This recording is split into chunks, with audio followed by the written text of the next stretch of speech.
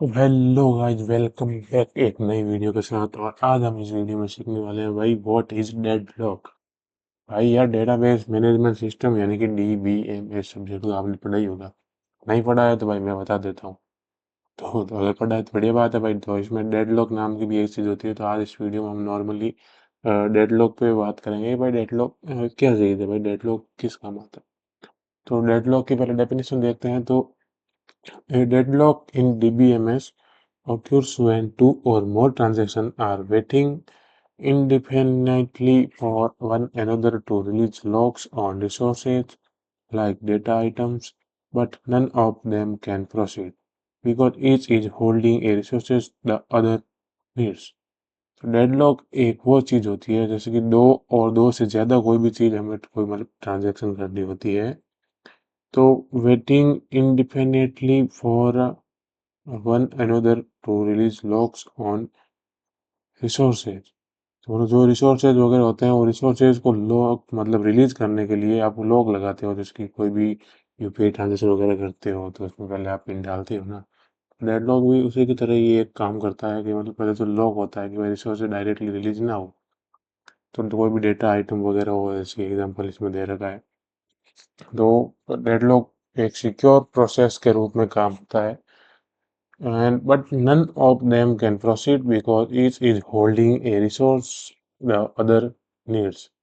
लेकिन इनमें से कुछ भी प्रोसेस नहीं होता है। लाइक ईच होल्डिंग ए रिसोर्स अदर नीड्स, कोई भी रिसोर्स होल्डिंग होता है जैसे कि किसी अदर आदमी को नीड होती है। तो एग्जाम्पल ऑफ डेडलॉक, डेडलॉक के एग्जाम्पल की बात करें तो transaction T1 locks resources A and waits for resources B. Transaction T1 जैसे कि T1 नाम की कोई ट्रांजेक्शन आपने की है, तो वो लॉक जो होगा रिसोर्सेज ए को लॉक कर देगा और वेट रिसोर्सेज बी के लिए वेट करेगा। और ट्रांजेक्शन T2 में जो होगी दूसरी ट्रांजेक्शन, उसके अंदर resources B and wait for resources A.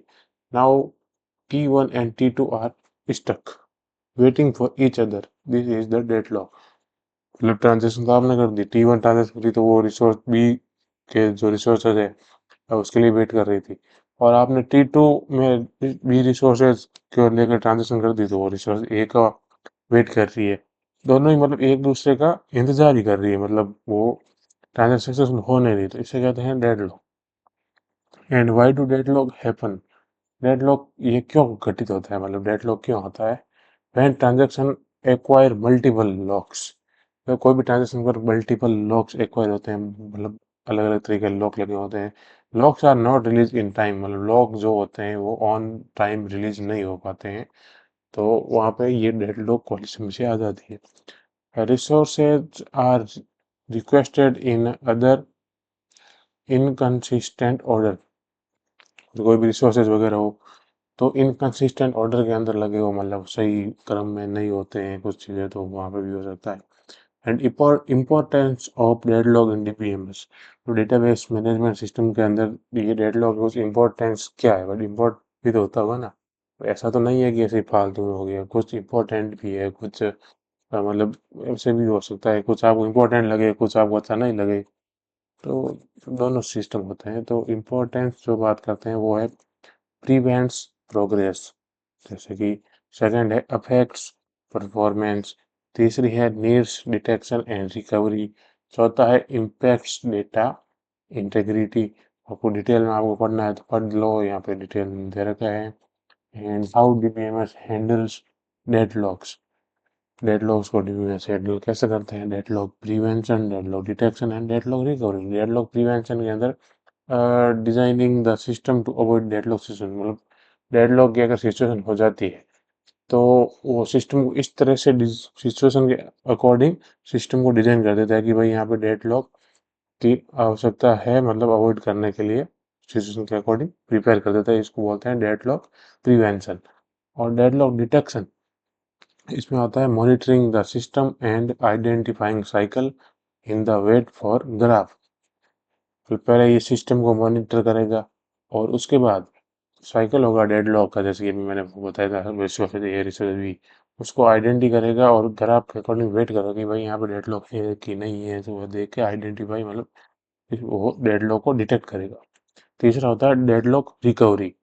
Recovery के अंदर टर्मिनेटिंग और रोलिंग बैक वन और more transition to break the deadlock, मतलब जो भी उसके ट्रांजिशन होंगे मतलब उसको टर्मिनेट कर देगा या तो, और या फिर टर्मिनेट नहीं करके रोलिंग बैक मतलब बैक चला जाएगा, ताकि डेडलॉक को कैसे भी करके तोड़ा जा सके वहां पे।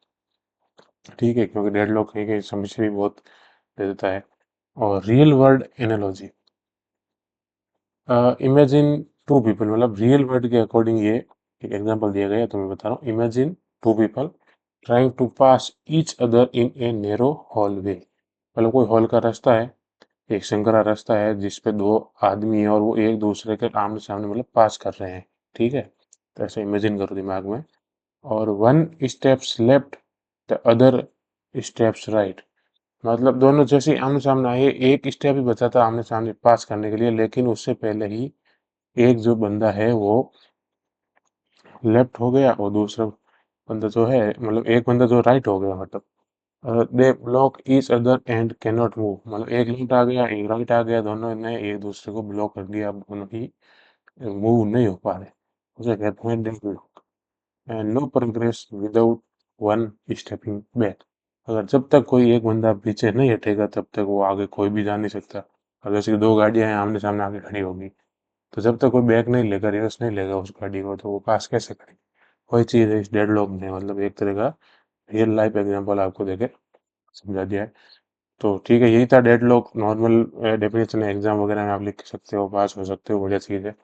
और आगे आने वाली वीडियो में और भी टॉपिक पे हम बात करेंगे। तो ठीक है गाइस, मिलते हैं अगले वीडियो में, तब तक के लिए बाय। चैनल को सब्सक्राइब कर देना, ठीक है।